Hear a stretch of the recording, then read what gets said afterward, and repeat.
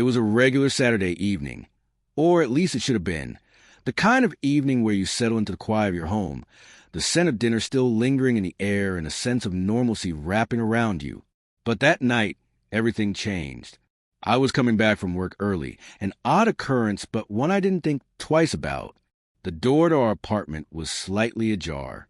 I didn't even pause at first, just assumed I had left it that way. But then I heard voices, soft, hushed, yet unmistakable. And the scent of her perfume, the one I had always loved but now felt so foreign to me, hit me before I even walked further inside. As I pushed the door open, I saw it. There they were on the couch, her hands tangled in his hair, her back arched in a way that was meant only for me.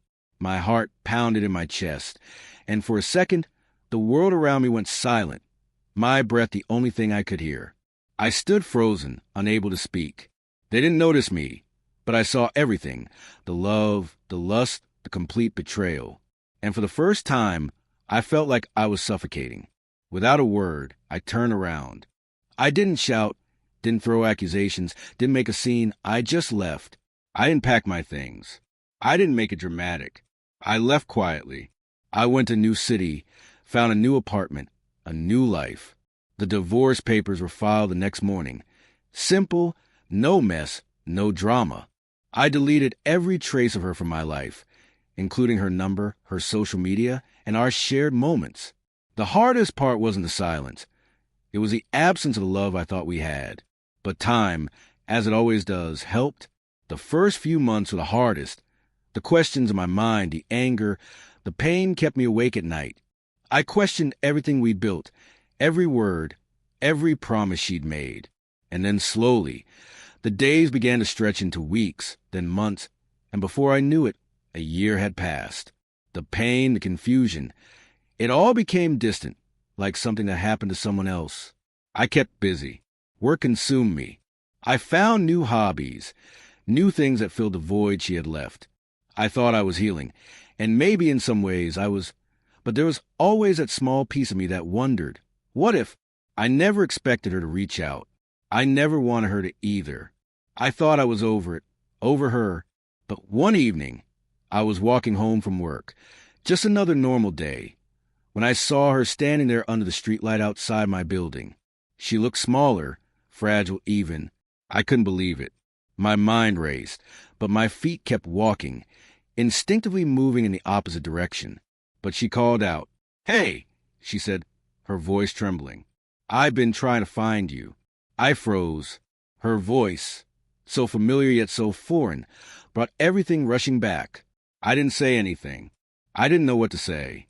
I wanted to turn around and walk away. I wanted to leave her in the past where she belonged. But something stopped me.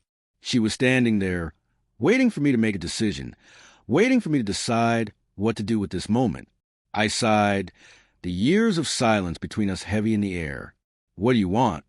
I finally asked, the words feeling strange on my tongue. I need to talk to you." "Please," she said, desperation in her voice.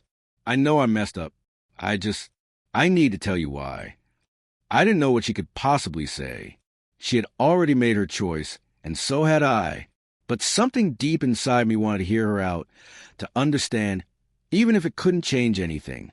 We went to a small cafe nearby, the kind I used to take her to when we were still in love. She looked different. The woman sitting across from me now was not the woman I had known. She had changed. "I made a mistake," she started, her voice barely a whisper. "I thought I could have everything.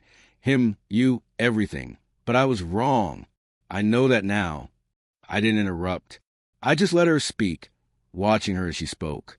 The regret in her eyes was evident. But it wasn't the regret I had imagined. It was something deeper, something raw. "I thought I could handle both worlds," she continued, her hand shaking. "But I couldn't. And now I've lost everything. I've lost you." I wanted to feel anger, to scream at her, to make her understand how much she had hurt me. But all I felt was tired of the games, tired of the lies. She was asking for forgiveness, but I wasn't sure she deserved it. "I know I don't deserve your forgiveness," she said, wiping away a tear. "But I need you to know that I miss you. I miss us. For a moment, just a fleeting moment, I almost believed her. Almost. I looked at her, taking in the woman who had once been everything to me. Why now? I asked, after all this time, why come back now? She hesitated, as though the answer was hard to find. Because my new life, it didn't work. It wasn't what I thought it would be. And I realized too late what I had with you. I thought I could find someone else, that I could find happiness somewhere else. But I was wrong. Her words hung in the air, and I could feel the weight of them. The thing was, I had heard these words before. Promises, apologies, regrets, but they couldn't erase the past. They couldn't undo the hurt. You made your choice, I said quietly. And so did I. Her eyes widened, as if she hadn't expected me to be so calm. I know, she whispered. I know, but that was the problem. I didn't understand that when you're broken, you can't just pick up the pieces and glue them back together. Not like nothing ever happened. I stood up, looking at her one last time. I'm not the person I was back then. I can't let you back in my life. Not after everything. Not after the lies. Not after betrayal. I turned to walk away, but she reached out, grabbing my sleeve. Please, she begged. I've changed. I've learned.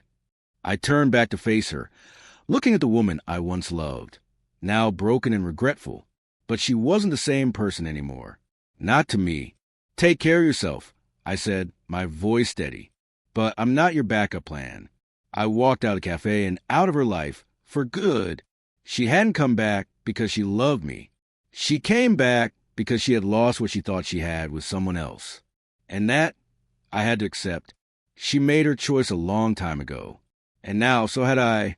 As I walked away, I felt a strange peace. A year had passed, and the weight I had carried for so long was finally gone. I wasn't angry. I wasn't bitter. I had learned to love myself again. And sometimes that's all the forgiveness you really need.